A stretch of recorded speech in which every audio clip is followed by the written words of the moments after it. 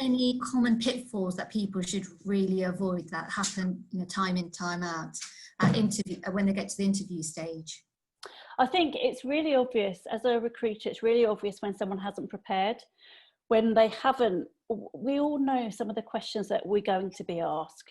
What are your strengths? Why do you think you'd be good in this role? So prepare answers to some of those questions, and don't try not to be too nervous, which I know is easier said than done, but try and remember that they actually want you to do a good job. They're not there to try and trip you up or make you feel stupid or look silly.